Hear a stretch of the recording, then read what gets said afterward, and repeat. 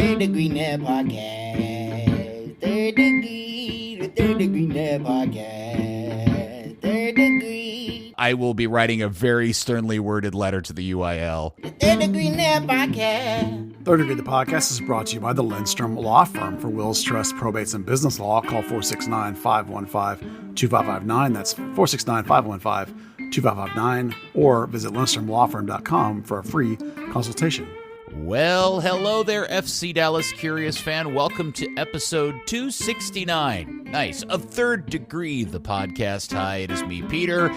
And I am sad to report because he has yelled at his TV so much over those really bad 3 England performances. We do not have Dan Crook because he is without a voice. So it just means it's the 2 originals, your hero, my hero, everybody's hero, editor, founder, thirddegree.net, and the original soccer influencer himself, Buzz Carrick. Come in, Buzz. Hi, Peter. Here I just assumed Dan was actually sick, not that he yelled himself hoarse watching England. Well, he just said he was all croaky and had no voice. I assumed it was because he was so mad at England for playing like utter crap. That had not occurred to me. Yeah, they are playing poorly. And his television's broken because he threw something through it. The clips that you see the guy at the party who walks up in the Super Bowl party and smashes his TV in front of like 100 people. That's Dan. Could you imagine being an English fan, having to put up with all that talent playing like that? Good Lord. It's bad enough when the United States plays like that. Could you imagine 2 layers deep of world-class talent? You still play like crap. Yeah, Mike Renshaw used to always say that soccer was a simple game. You know, if you have good players, just put them out there and let them play. You know, they're going to be better most of the time. You know, you'll that country with as much talent as it has, when it gets to the very end, of course, you'll need to have a good quality tactical plan. But for most of the time, you can just have the best players. Yeah. You know, just put them out there and let them do their thing. You know, don't get in the way as much as anything. You know, lots of coaches have said that before. I just got to stay out of the way. This guy's the best, you know. And while they don't have Messi on their team, they have a whole bunch of really, really good players. You know, you could easily look at their roster and think to yourself, make cases that they might have the best roster. So, like, just get out of the way. Let them play, you know. It is the greatest soccer mystery I have ever known, which is why can't England screw it together for a tournament? But yeah. Well, you know what? They won their group. They're still in it. Let's see how it goes from here. Maybe they're playing possum. Well, their bracket is shaping up to be the far easier half of the bracket, too. Yeah. If you looked at that, like their half has got, other than Italy, but then it's Switzerland, Slovakia, Romania, the Dutch, who are not playing very well, Austria, and Turkey. Now, some of those teams won their groups, but the other half has Germany, Denmark, Spain, France, Belgium, and Portugal, and they won't see those teams till the final, whichever one gets through. So they've gotten some good luck in terms of the bracket, how it all worked out for them. I am looking forward to Spain, Georgia, because people may hate me for saying this, but when I watch Georgia play, it feels like watching the old late 90s, early aughts U.S. men's national team, just with a lot more skill and talent. I've really enjoyed that some of the non-traditional countries now have some players that are playing for very high-level teams in professional soccer. So some of those non-traditional countries are really good. Yeah. And you see Austria winning their group, or I think Romania winning their group. That's fun. You know, anytime you see a turnover in the expectations, for me, is enjoyable. So that's nice. That'll make for fun knockout games. Yes. Watching the Euros has been fun. Watching the Copas, like watching a really bad bar fight. A lot of it is. I went to the Peru. What was the opener here? Was it Peru? It was Peru and Chile. Chile. That game was one of the worst games I've watched. It was terrible. In years. It was awful. Yep. And I said, I watched academy games that are better, more entertaining soccer than that. It was brutally bad. But how about that grass field inside the Death Star? How crazy a scene is that? It held up really well. But how about seeing sprinklers going off inside the Death Star? Isn't that weird? The whole scene is so weird. Correct me if I'm wrong, Peter. It needs to come up a little and be a little bit wider, right? It needs to be. Yes. theoretically accommodate 75 yards, so it has to cover those suites. So they'll add even more sand. So instead of 10 inches of sand, they'll go like 15, and that'll allow them to go up and over the ground suites and floor those out, and then they'll have 75 yards. Actually, they'll be able to. I mean, they'll have so much width once they do that. They could put an 80-yard field out there, wide field if they wanted to. But I suspect the final dimensions of the World Cup field. This one currently is 70 by 110, which, by the way, most people don't know this. All of the fields in the Copa this year are all matching 70 by 110. Right. They did that for a reason. And then for the World Cup, I suspect it'll end up being 75 by 115. But that's my guess. Yeah. Well, test of concept in terms of the grass holding and it being a playable surface. The one at AT&T has worked really well. Yeah. And I believe, if I understand correctly, the other ones that haven't were the ones that were not laid far enough out in advance. Well, not just that they weren't laid in advance, they are grass on top of turf, which is the least desirable way of doing it. So... Yeah. All right. Well, there you go. What else do we want to talk about? Well, speaking of national teams, I want to get right into it. Yeah. So before we get into Dallas and the resettling back to earth of the Peter Luxon era and the visit to Chernobyl, we'll talk about that here in a little bit. I want to start off with this insane noise about Weston McKennie, because since we last talked, the internet has come alive with this rumor. As everybody knows, Weston has been playing for Juventus, and Juventus had an interest in selling him on.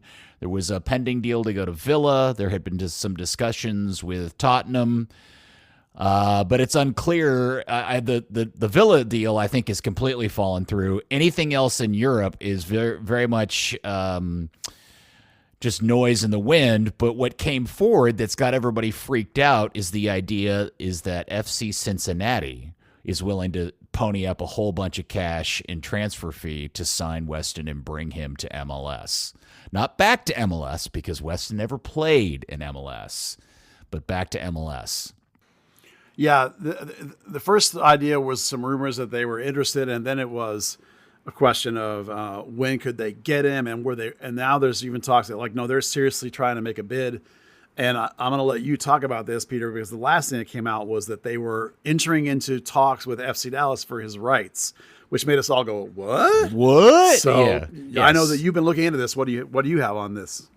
So before I get into that, let me also throw in that Nashville apparently has thrown their hat in the ring, because they are supposed to be hiring BJ Callahan as their manager, and BJ wants to bring Weston to Nashville.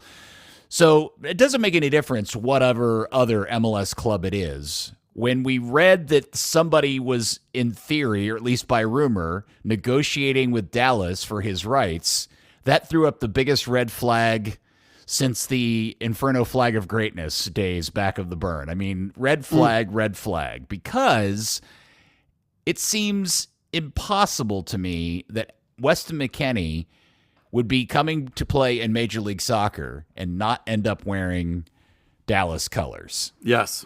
And I ask the question, I have to assume that Dan Hunt is going to make a matching or better offer to get him to come play in Dallas if Weston wants to play in his hometown. That's a completely different subject, right?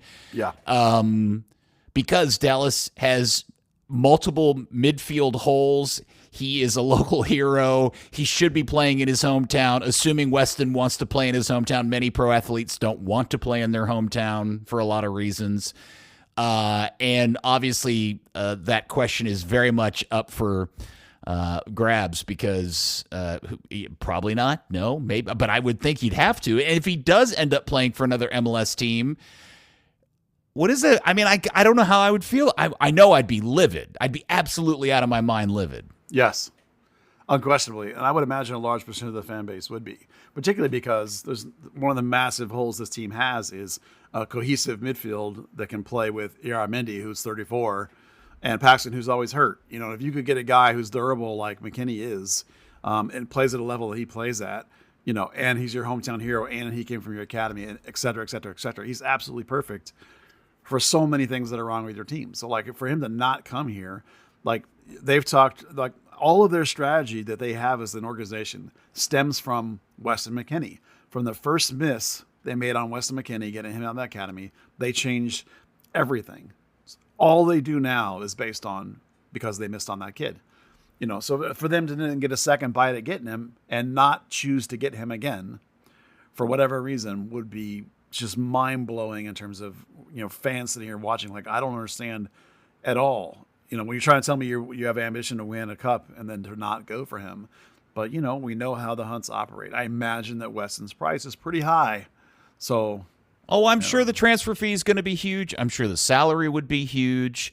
Let me set aside the entire argument of whether or not Weston, for his own career, should be coming to play in Major League Soccer. That is a completely different debate. I'm not interested in having it now. I'm only having this discussion with Buzz because it relates specifically to Dallas as a club and all that implies.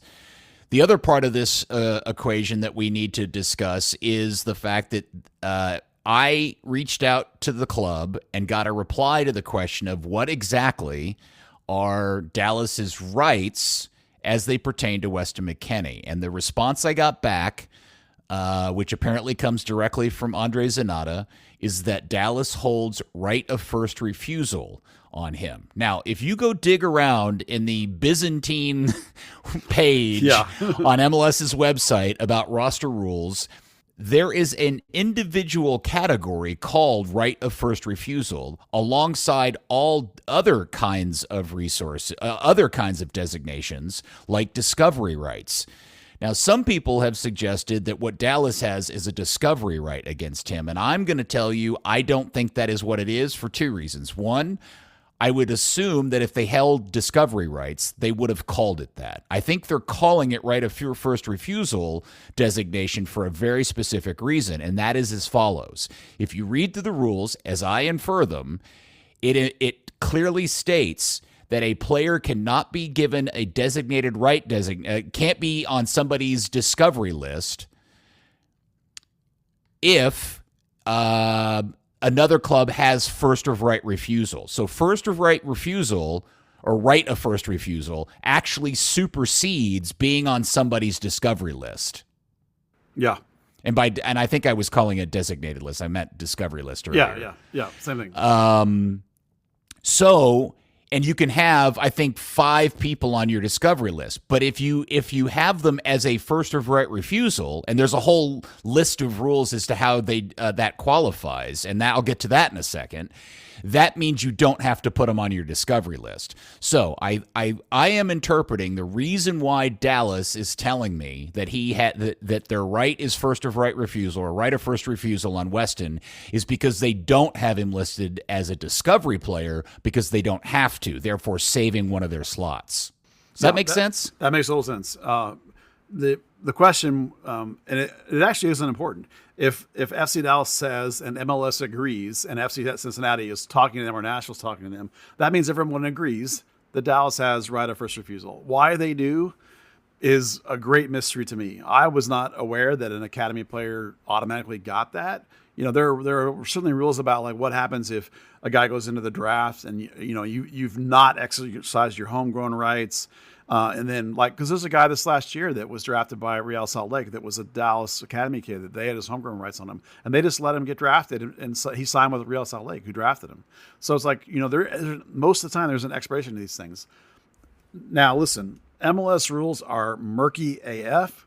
They're cloudy. Sometimes rules are the way they are just because they decide they could be. And it's entirely possible that when Weston McKennie missed, Dan and Clark said, you know what? We're getting that player back. I don't care what anybody says. If he comes back, we get him. And the rest of the owners were like, okay, sure. It's entirely possible that that's true.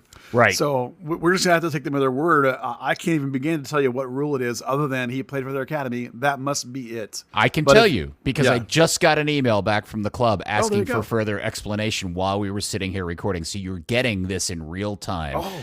Because the question I asked was, wait a second, how does he qualify as right of first refusal player? Because the rule on the page says it has to be a player it has to be somebody who was once an MLS player. Right.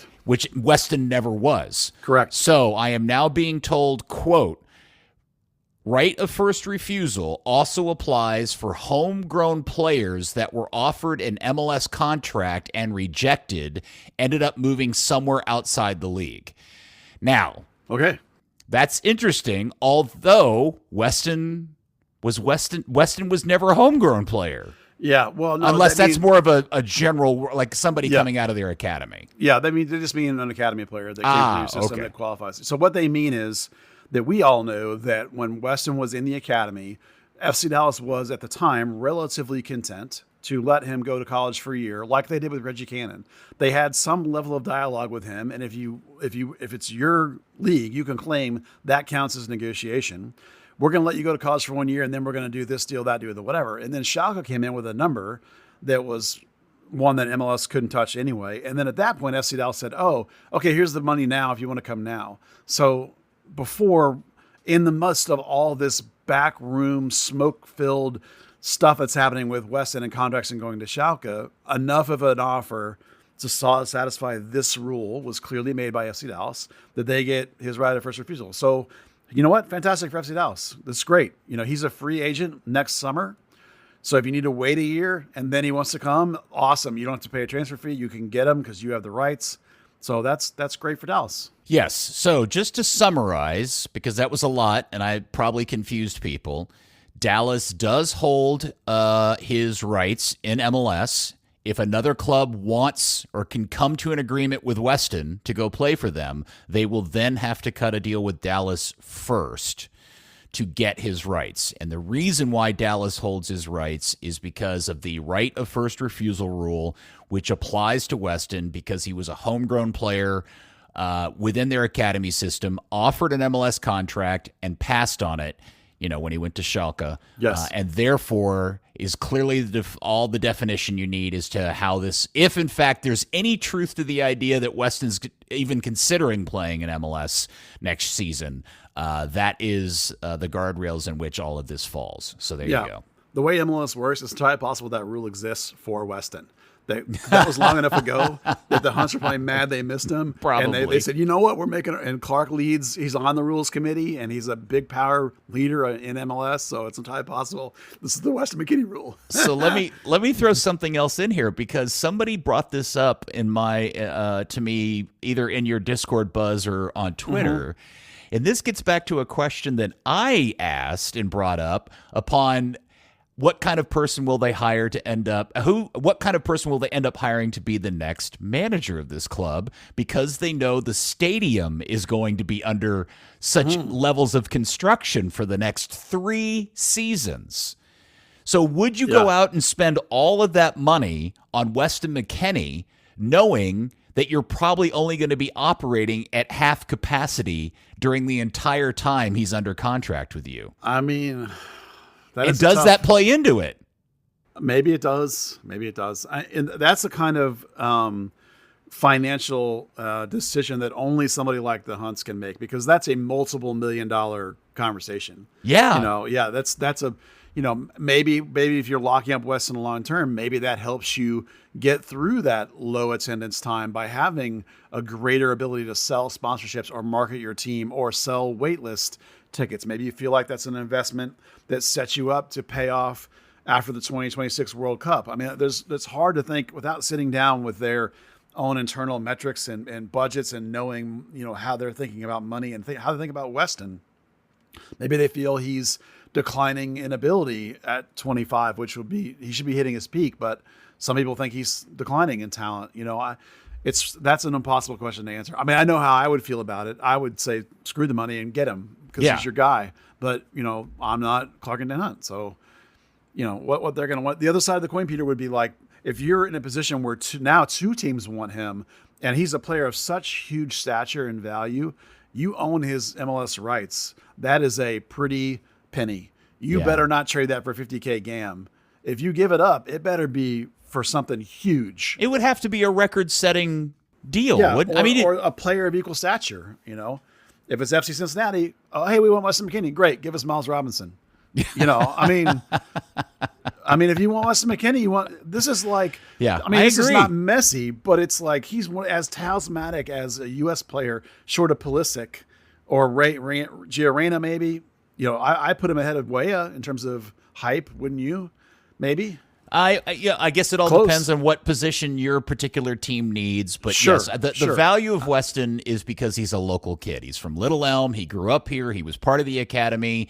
He no matter how you feel about his choice to bypass Dallas and go straight to Germany, it's just, I mean, seeing him play in the game at AT&T Stadium the other day was really, really cool. So having him play for the Burn would be unbelievably awesome.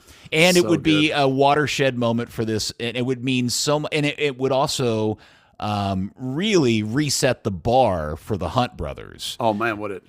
Yeah. It would completely redefine how we see those two guys, especially considering all the other ancillary things we've talked about, the stadium changes, et cetera, et cetera.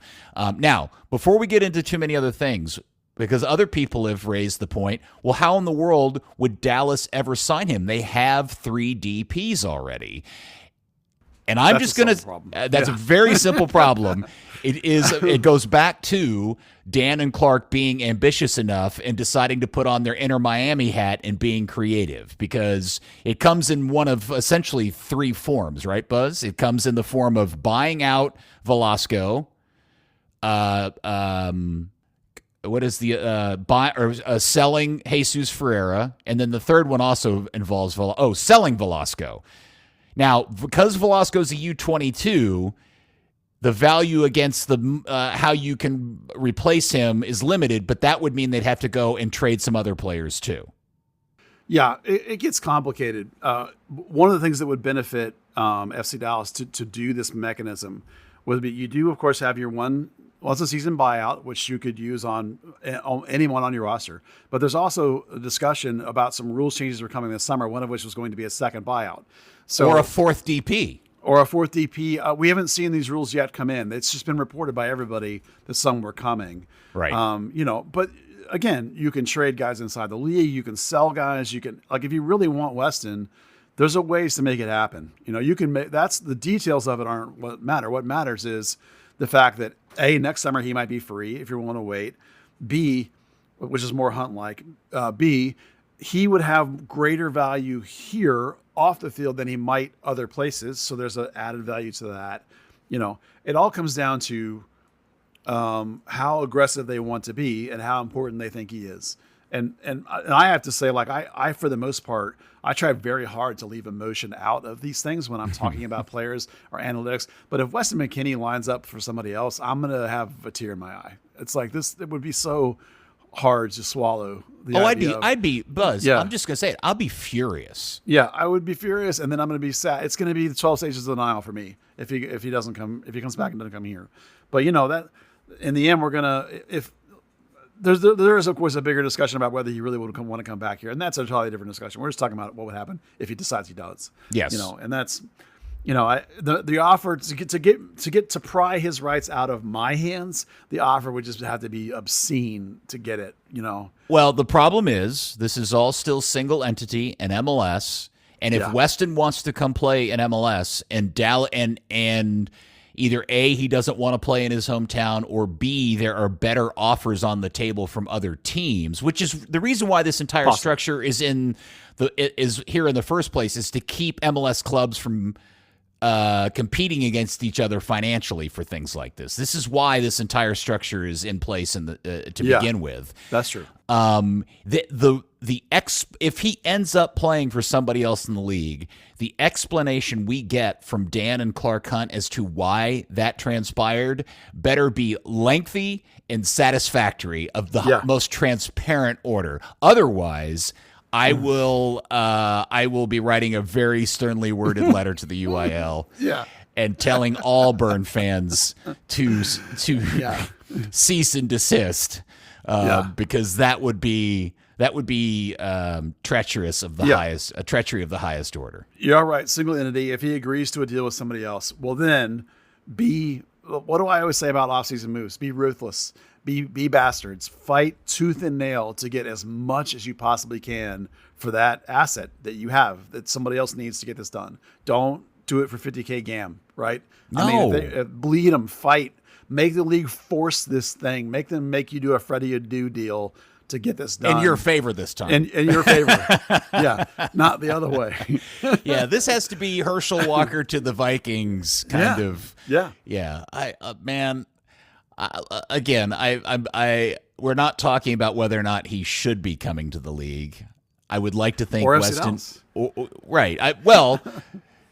Just specifically, if in fact that's the path or the end result, just I don't know, man. This whole thing is just this time they better get Chad Marshall out of it. That's all I'm saying. Man, that's a throwback. Since they didn't last time, that's who they didn't get because of Freddie Adu. Chad Marshall. I can't even begin to imagine what the entry into the list would be if in fact Weston ends up playing for it would be a separate Cincinnati entity. Or Nashville or it would say 2025 and then there would be a whole new heading of Weston McKennie goes somewhere else. There would be its own section. I mean, I can't imagine why Weston would want to go play in Cincinnati. Or, he comes home a lot. He comes here a lot. Yeah, or Nashville. Yeah. I mean, I know that maybe I don't know, the newness of those stadiums. Yeah.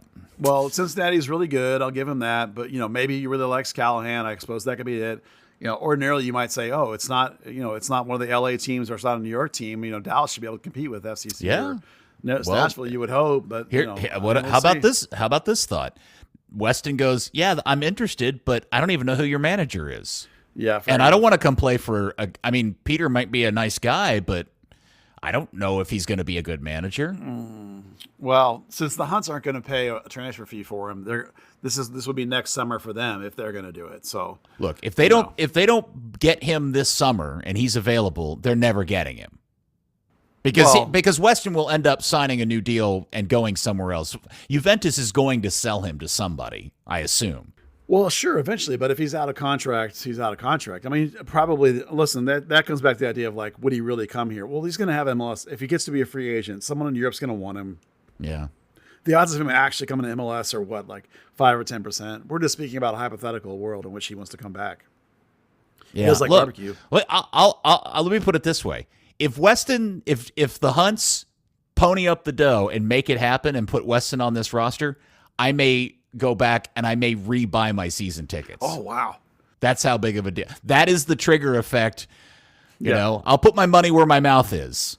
I'm going to clip that and send it to Dan Hunt. So yeah, right.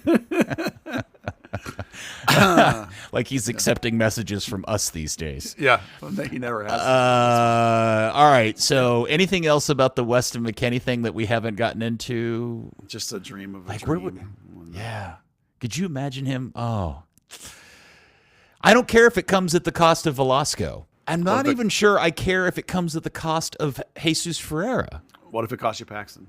Well, I mean, here's the thing. I love Paxton greatly, but I don't know if I'm just being to use your adage, being brutal. Yeah. Paxton may end up being a casualty out of this. Yeah. We don't know. The reality is I don't even know if Paxton's had his surgery yet. Oh, he must have by now, surely. What am I guessing? No, I think we did hear he had it, didn't we? Am I forgetting that we got a press release saying he had it? I don't remember, Peter. I'll be honest. I don't remember. Yeah, but we do know that what he had isn't just like a clean out. He had something that they're all just kind of keeping an eye on, and nobody really knows for sure what the end result's going to be. Oh yeah, it was a whole season out, and then it's just we're not even 100% sure. Right. It's just they feel really positive about it and hopeful about it, but we'll see.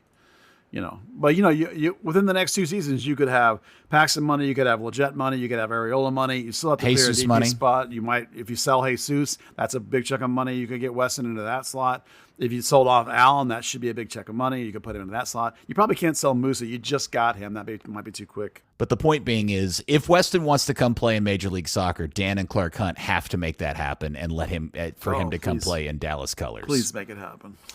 Please make it happen. All right, on with the show.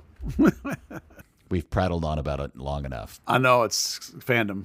It is. Okay. Yeah. So since we last talked, Dallas went back to Seattle, as I called it earlier, Chernobyl. Yep. because anytime something possibly could go wrong in Seattle, it absolutely does.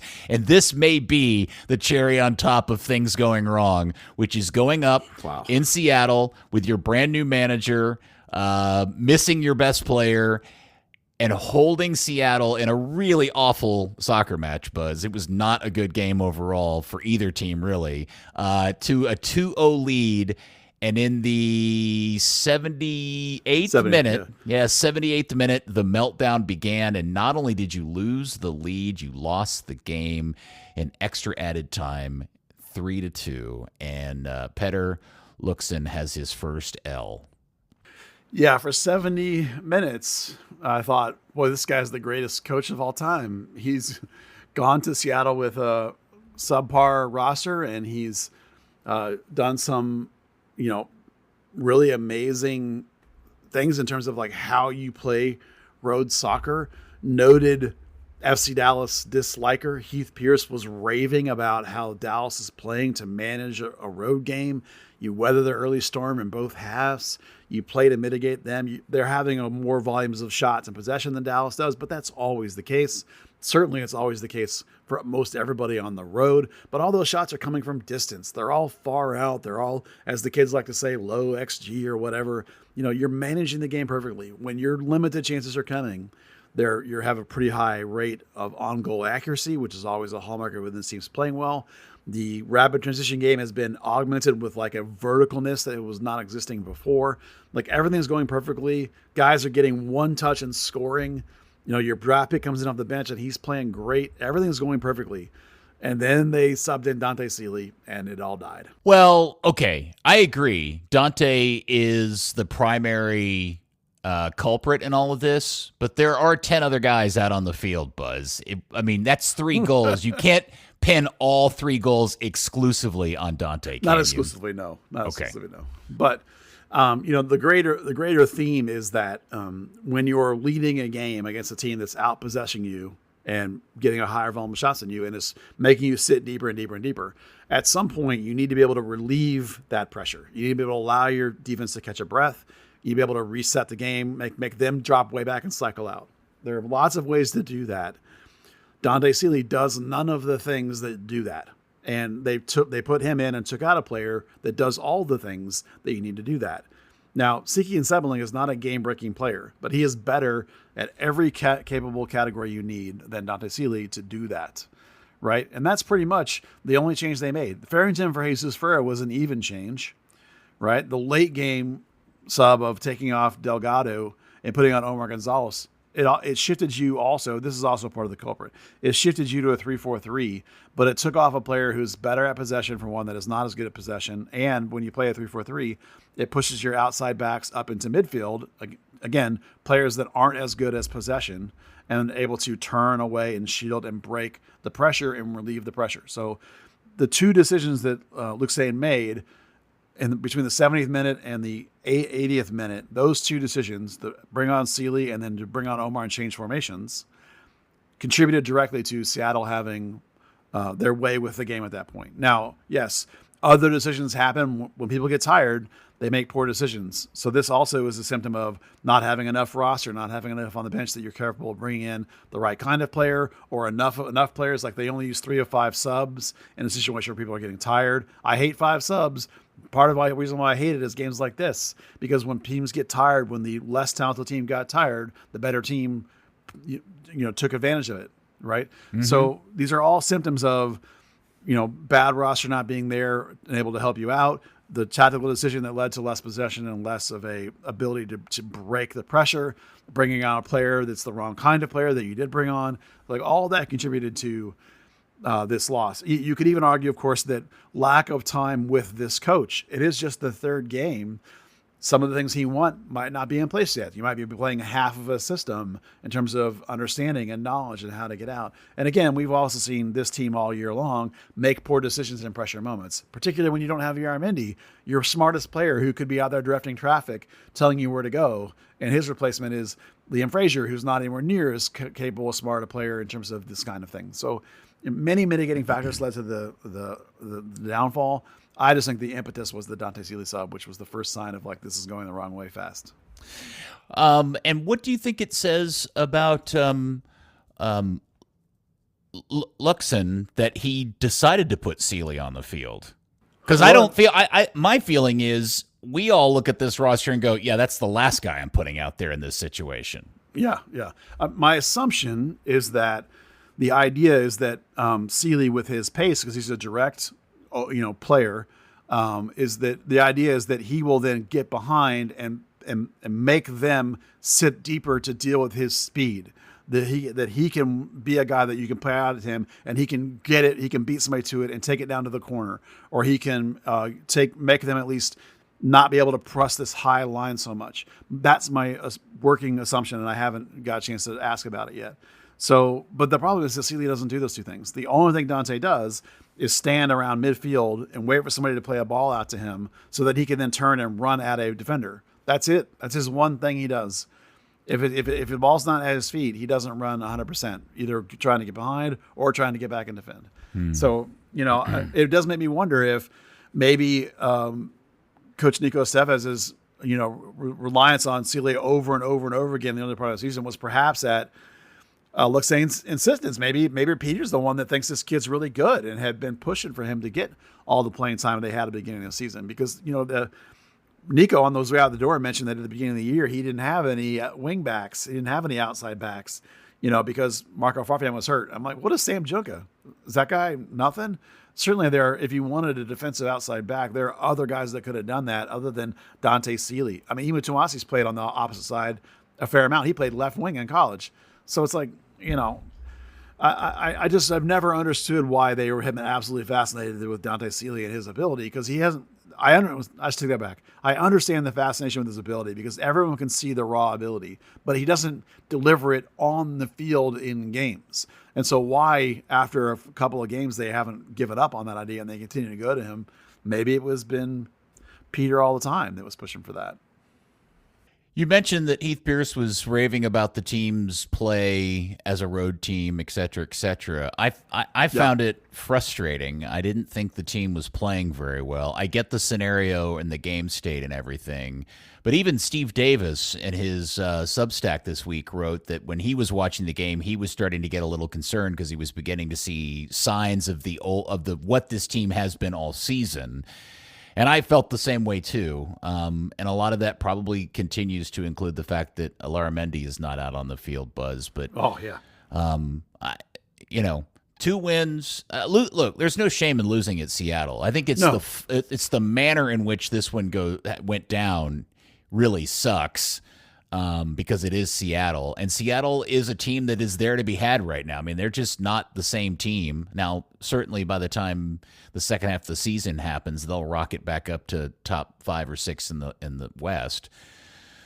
But my point is that no matter how this game ended up, I don't think the team was playing very well to that point, and I think that looms large as we watch this thing play out over the rest of the season. Oh, that's absolutely true. And I think, the things that I was liking, I think, and Heath Pierce was talking about directly, had to do with game management of like how you play as an underdog on the road, and like we talked about earlier, making Seattle take shots from distance, using your strong goalkeeper to, handle those that are relatively handleable, keeping their chances to not high. And when you got chances, you went forward quickly and got them while they were still recovering. You got your limited chances on target. You finished well. You played little tight combos up front. You're like, all that stuff was like a written book of how you can beat a team that's better than you on the road. They didn't outplay them. Let's be absolutely clear that FC Dallas in no part of the game did they outplay Seattle. That's not the same thing. You can win a game and be outplayed the whole way. It has to do with how you manage the game and how you take your opportunities when they come. And at the end of the day, Seattle has almost 60% possession, and Dallas has right around 40, just over 40%. Dallas only has 8 shots on goal, but again, 5 of them are on target. Like that's Dallas' hallmark, right? Whereas Seattle has 26 shots, and only 9 of them are on target. They're just blasting from everywhere. None of them really have a very dangerous chance to succeed. Now, because they're such a high volume, they had more chances than Dallas did. But that's what he was talking about, is that efficiency. And we've been talking about that honestly with this team for 3 years now. that efficiency of shots on target, the efficiency of their finishing, particularly Jesus Ferreira. This team is still the team Nico Estevez coached. It's still the team that had Nico Estevez's roster. Lucien has given them a little more freedom, but their roster is still one worse than almost everybody else they're playing, and they still can't play soccer with everybody else they're playing. So, it's going to be, this is why, like, even when Lucina won 2 straight, you and I on this podcast, and Dan, when last week, we all were like, look, don't go crazy. It's a long season. It's not going to last. This team is not good enough. It's still a bunch of dudes. It's still a bunch of dudes, relatively speaking. The special players are still mostly hurt, and maybe we're looking at 2 more guys being hurt. Yeah, I was going to mention because, the thing that reared its ugly head was Jesus coming off early with some sort of, I'm assuming it. Have we heard anything specific as to what his injury is or how long he's out for? No, and we won't until the official roster comes out and they put out the official injury report, because A, they don't want to let everybody else know. B, this team already was a team currently that doesn't like to give out a lot of medical information. Based on Luke Sain's behavior already, it seems very likely that he's even more tight-lipped about that kind of stuff than everybody else is. So we're just going to be stuck waiting until we get the official injury list. But the way Jesus came off makes me very nervous that he's going to be, in danger of missing this one. Musa looked like he was a little banged up too as he went off. It's just, we're going to have to wait and see on this one. We know Yarmini will come back, but even if we could get out to training and be like watching and be like, hey, coach, what's going on? This is one where I think they would play it pretty tight to the vest. Coach Nico used to always say, remember how many times did he say, oh, it's not a big deal? And then like 4 weeks later, he'd be like, no, he's out 3 months, and I was like, so we got to where we were no longer believing like what he was saying. I kind of think that no matter what, we're going to be in the same boat with this one. Jesus is too important and Moose is too important. Like if you say to the fans, oh, those guys are out for 5 months, then everyone's going to, it's going to hurt your ticket sales. It's going to hurt your attendance. It's going to hurt your ratings. It's like other teams are going to be game planning. You have to make it ambiguous, at least to some extent, and hope that maybe they'll be back in a couple of weeks or maybe they'll be back this weekend. We'll find out. Just the way the Jesus one happened made me really nervous that that wasn't like, oh, I'm kind of limping. That was like mid running, crap, pull up, touch. Oh my gosh, my leg just blew. You know what I mean? So. And then on your Discord the other day, several of your members were commenting that they went to the season ticket holder practice attendance thingamajig, and they were all reporting that multiple players weren't attending that or weren't practicing. So, I think Tafari was in that list. Jesus was in that list. Somebody else was in that list. Musa, I think. Musa, yeah. So yeah. I guess to be now, because remember, Dallas has Cincinnati in town Saturday, and then the July 4th game, Portland is in town. So 2 games between now and July 4th. Well, in and of itself, that's not a total buzzkill because of the fact that, like you mentioned, there are 3 games next week. Also, long flight to Seattle. Also, turf. All of this is why road is really tough in MLS. So if you have a guy that has a knock, an extra day of rest doesn't hurt. So guys that have played a lot of minutes, a little extra time doesn't hurt. So like just missing, a Tuesday or a Monday, I'm not going to assume that means all that much, particularly for guys like Ferrer and Musa who like could play without any training at all, really, if you wanted to. Pending them actually being healthy. So I'm afraid in this case, we're just going to be left with a lot of question marks, even with, I'm not calling them missing a day or two of training definitive that people have said they witnessed. So I won't panic about those 2. Musa didn't look that bad at all. He just limped a little bit. Ferrer is the one that I'm a little more worried about. But I honestly think he's been playing with this problem for like a year and a half now. That they didn't do anything about it last winter. In terms of surgery, they tried to get it through holistically through it, and I think it's still there. I think it's and I think it begats his other issues. I think the hamstring issue is probably a byproduct of his abdominal wall issue. Yeah. That's what I mean. It's all connected. Hip bone's connected to the leg bone and all that stuff. Like most of the time you get a hamstring issue, it's either from, overwork, again, possible with Jesus because he plays so much, or B, you have some other problem that's making you move slightly differently than you normally move, or put a weight load differently or a muscle load differently, and that's how you get these problems. Well, I guess we'll see. So Cincinnati Saturday night, 7:30, and then also 7:30 for Thursday night. Then on the road Sunday, July the 7th in Kansas City, and I suppose they'll just stick around for the Open Cup game the following Wednesday. I mean, I would assume so. Yeah. Why wouldn't you? Yeah. Yeah. I want to talk about the tactics a little bit, though, because we've seen Luxane use like 4 different formations now. And I think the one I really, really liked was the 4-1-4-1 with Yaramendi in that deep role. I loved the way that worked. He's the key to making that happen. You can't do that with anybody else. We saw in Seattle that Coach Peter went with the double pivot to try and solve that missing player. But if he's back out there, I think that really lends itself to maximizing Dallas's talent, because Yaramendi can just sit in there, and Dallas doesn't have to run quite as much, and he can distribute from that position. By him sitting on top of the center backs, they feel a little more comfortable about his covering. And then you have in front of him, you have this line of 4 guys, and they're all basically the same kind of player. They're all the players that Dallas has a bunch of too, which is these false wings / 10ish / free 8 kind of guys. You can go from Areola to Bernie if he's a little wider, to Jesus, to Velasco's obviously hurt, but he's key on that kind of thing. Delgado is one of those guys. And Sully, who's not even with his team, is one of those kind of guys. They just have like 10 guys, some more fit and viable at the first team level than others. But it allows you to have that line of 4 guys between Musa and Yaramendi, and they can take turns crashing gaps and overlapping and overloading and passing into those holes. And all of a sudden you have 4 playmakers basically in midfield ahead of a 5th playmaker, all of whom can play possession, all of whom can pass, all of whom can break lines, and all of whom can free up Petar Musa, as we've discovered, Peter, that when you get him on a little bit of a break or a little bit split of a gap, he looks really good, that we've seen the last few games with him in that scenario. So I love that formation, and I really hope with Yaramendi coming back, if Musa's out, that's Farrington's the same player stylistically. You put him right in there, that's no problem in big picture. He's $10 million difference, but, role-wise is the same player. If Jesus is missing, if you play that same formation, you still have 5 or 6 guys that can slot into any of those spots. Again, not as good as Jesus, but can fill those same kinds of roles, even if it means moving Areola back up a line and not having him right back. Even Sam Junko could play one of those positions. I wouldn't put Liam Frazier in there, but I would put Leggett in there for sure in that capacity. So, Dallas has got a bunch of dudes that fit that profile. And so for me, that formation that he came up with, I think it was in the second game that he did that. I thought it was just so perfect for what he has.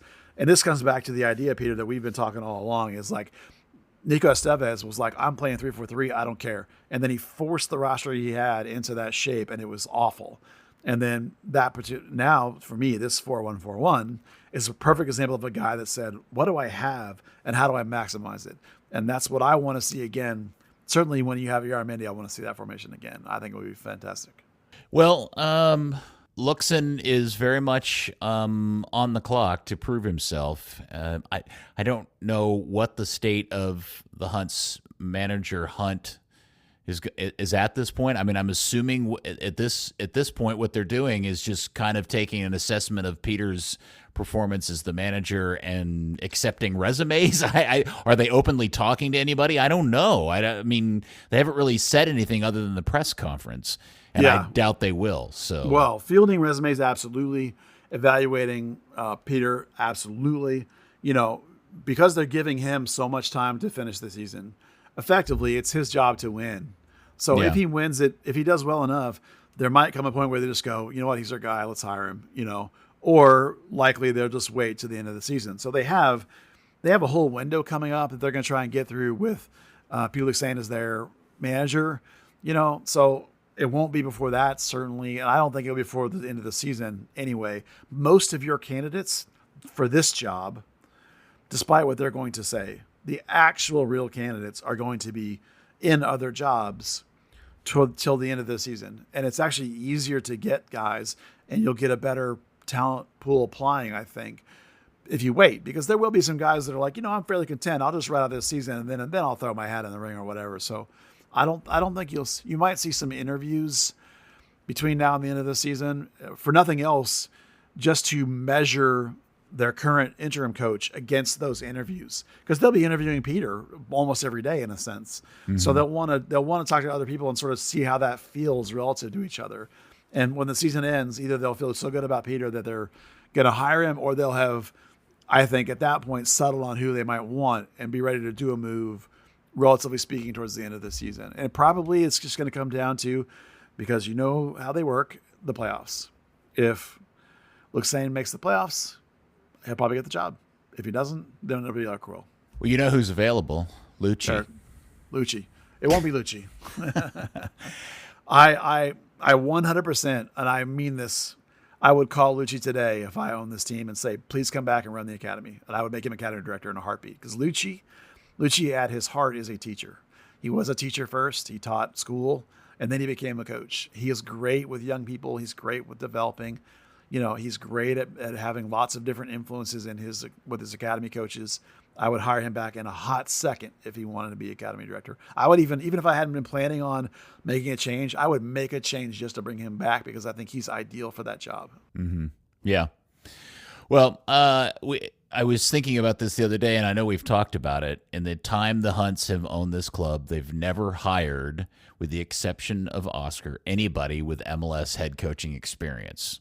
Yep. They just, everybody has been new to the role, and we've seen how that plays out. And I think, to your point, Buzz, they're just sitting every night, Dan and Clark, when they do their bedtime prayers, include the idea, please give us a reason to hire Peter as let him just sniff the playoffs, because then we can just kind of fall back on our old habits and just hiring a guy that's not very well experienced. I think Zanata has a say in this as well. And I'm quite sure that making the playoffs is going to be the bare minimum, because when they fired this coach, Nico Seves, they literally sat in there and said, this roster's a playoff roster. This team should be in the playoffs. We're firing him now because Luxane's job is to get this team in the playoffs. So I also think that's it. If he's in, I think he gets the job. If he doesn't, I think he doesn't. And then for me, at that point, the candidates and I'm going to do a list this next week of who some candidates might be. And you're right. It'll be the same kind of candidates they always have, because the guys they've had success with were either an assistant that was already on their team, or somebody they had a relationship with, like Hyman, who they had a relationship with, took him to MLS Cup. Oscar Perea, who they had a relationship with, had been in the team, the academy. They knew him for like 15 years. They got him. The guy that they just went and got on somebody else's recommendation that they didn't know, that they didn't have a relationship with, failed miserably. So it'll reinforce them to go back to their old ways. So it's going to be somebody, as I've joked seriously, the Eric Quill. It'll be one of Oscar's former assistants. It'll be somebody that's a big time in the academy, like Chewy maybe. It'll be somebody that they know, that they love. And maybe there's a former player that's, I don't know, Chris Bondi's coaching UConn. Maybe they call him, something like that. I don't know that they have a great relationship with Bondi. That's just a pure out of air example. But, you can see ways like that could happen. Well, I think Eric Quill kind of tops this list within the guardrails of how the Hunts do business. And ironically, I think it was Matt Doyle did an interview with him this week or something, and was raving about Eric Quill and his performance in New Mexico, and had really nice things to say about him, and tactically and professionally and everything. So I would think Quill is leading that charge, or you would think he is topping the list, but you just never know. Estevez always, to me, Buzz, felt like this weird kind of middle ground between Zanata trying to get them to hire some sort of international manager and the Hunts trying to keep a lid on the budget, and this was kind of the best of both scenarios for both those guys, and how they ended up doing something that I think at the time they hire, we all went, well, this is a little different, but in reality, it really wasn't really that different than anybody they had hired before. Somebody, they get recommended by people here and there, whatever, and look, Quill tops the list because, he was familiar here with the system, won a championship in North Texas, knows how the pipeline works, now proving, did the bit in MLS as an assistant with Caleb Porter, who's won in this league, although not or his current gig, but now he has his New Mexico team in first place in the Western Conference. I'm 100% believe and know in my heart that Eric Will would be a good MLS manager. I think that's true. Yeah. Peter Luxane is starting to show me he's got a lot of quality too. Are there a handful of guys that will also fit their criteria? Probably. And don't forget too that the last time around there was these really, really strong rumors that Zanata had a buddy. There was a coach at I don't remember where it was, Palmeiras or Gremio or something, that was like, oh, I had a bunch of people tell me, not a bunch, maybe 5 or 6 sort of insidery type people tell me, oh yeah, Zanata's bringing his guy up here. That's who it's going to be. And I don't think I ever got locked down exactly who that was, but that's always a thing. Remember, Zanata's here in part because he has all those connections, and if he could convince a really great South American coach that, oh yeah, this would be a great job for you, and the Hunts would go, oh yeah. Again, that's a relationship. It's not a Hunt relationship, but they seem, by all evidence, to love Zanata. So if Zanata has a guy that he super trusts, maybe that's the play. Because, he keeps saying, I've given you this great roster. You're not winning with it, for 2 coaches now. So maybe it's time to let him have a pick of the coach, maybe. The Hunts might think. I mean, I don't think so, but maybe the Hunts think so. Well, all of that is TBD. There are a lot of other things we got to worry about in the foreground or coming up before we get to that part, I suppose. What else did I want to talk about, or did you want to talk about? I need to just follow up a little bit on the Texas Outlaws thing from last week, where they were in big trouble with the league. So the league put out a new letter today. The Outlaws have paid their deficit, I think they was the word terming they used in terms of meeting their league obligations. So they have reinstated all their contracts for the Outlaws team. Now, the players I talked to today have indicated that the problems with their non-payment and their non-housing situation has not been solved. And that league doesn't have a union. So I don't know what those guys are going to do. They're kind of hosed. Judge Judy. Yeah, I told him, I was like, man, do you guys not have a contract lawyer or something? I mean, what are you doing? But those guys are all paid at the very bottom levels of pro soccer, so they probably can't afford any of that stuff. So their players are not going to get the fair shake here. But it looks like the Outlaws have salvaged with the league their situation, so they will be playing on for sure this year, which I had already reported. But they seem to be back in good graces, and that situation is kind of resolved, but also kind of not. So just an update as we moving on. Goodness gracious. Okay, and you also put out your Academy signing list. Yeah, the summer list. The summer list is less active than the winter because the winter is, of course, setting up for the next season. But the summer is when the academies will change from one roster to the next. So guys that are graduating, that are going to take a shot here at the end of this. This is why you get usually, like last year, there was a whole bunch, like 5 end-of-season signings for North Texas last year. So, which was really high for them. Usually it's much lower because usually you get your full homegrown activation in the winter, and then some of your hybrids or your straight other kinds of deals now going through the fall. So I put the list out. There's some names on there that most people will know. There's a couple names people might not know. It's always a lot of fun to do and gets a lot of chatter going in the teams. You probably didn't dig into it, but I put the first 2009 born kid made the list, which is amazing when you think about how old we are. 2009, yeah. I mean, the young guys on that list are 06s, 2006s, and then so that's the first 09 to make the list. So stupid. Time is stupid, Buzz. Time is stupid, yeah. Time is really, really stupid.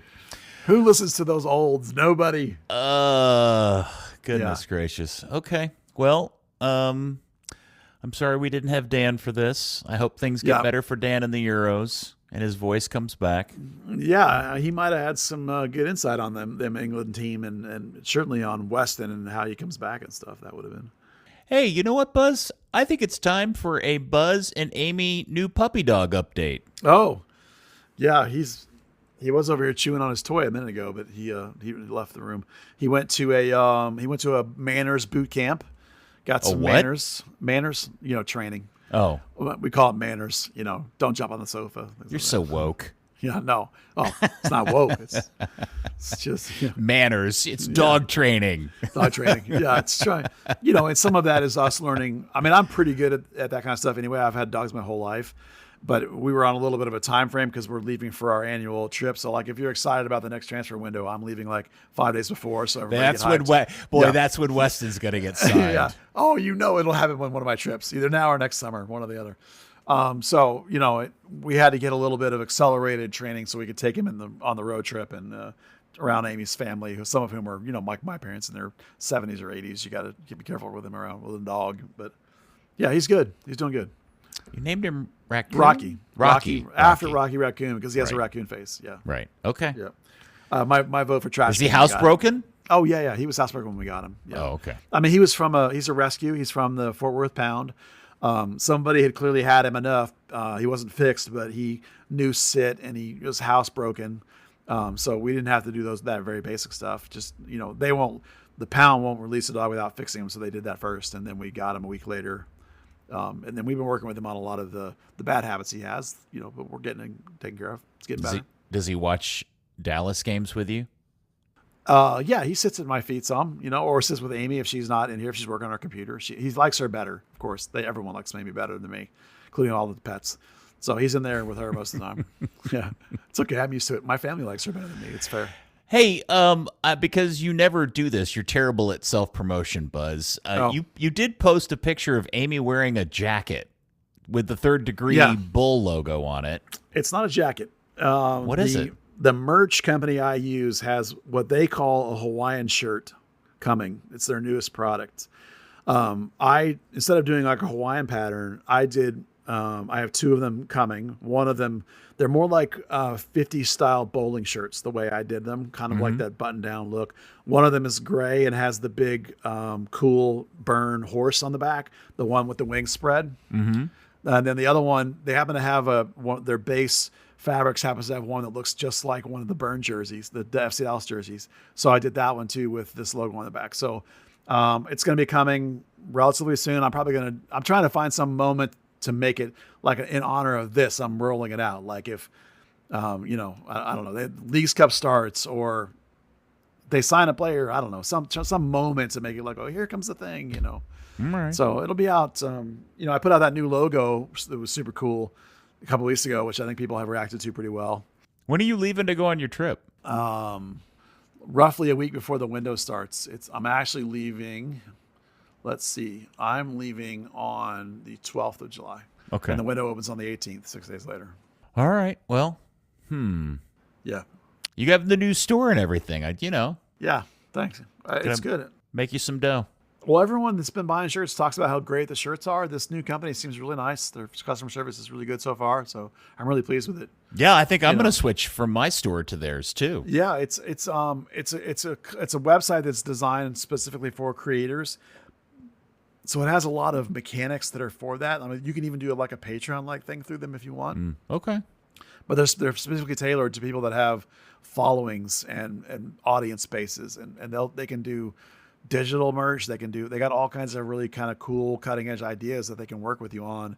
I do pretty traditional stuff because I'm not like a musician or an artist or anything. So, you're an artist, Buzz. Don't cut yourself short. I don't create like paintings or sculptures or little, I don't create things to sell. I create a podcast, Right. And we do sell that in a sense in terms of the sponsorship or the, the Patreon or right. but it's a great company so far. So you should get in there for sure. All right. Thank you. I appreciate that. Yeah. All right. Anything else you want to touch on? That's it really. The next academy season will roll around in August. So, when we get to that point, if I can get official rosters, I'll do my usual, things on each team in the club. But other than that, we're just going to keep going with this season and see what Lucene, gosh dang it, Lucene still has in store for us as we go forward. So, okay. Third Degree, the podcast, has been brought to you by the Lindstrom Law Firm for wills, trust, probate, and business law. Call 469-515-2559. That's 469-515-2559. Or visit LindstromLawFirm.com for a free consultation. Well, I might be going to the game this weekend. I don't know yet. So if I'm there and, we'll hook up and say hello to all the people. I will. All right. Very good. Well, thank you, Buzz. Good times. Yeah, thanks, man. Thanks for being here. All right, Dan, hope you're feeling better. Don't scream too much. And thank you, FC Dallas Curious fan. We will be back next week with another episode of Third Degree, the podcast. You better, Dan. Weston, come home.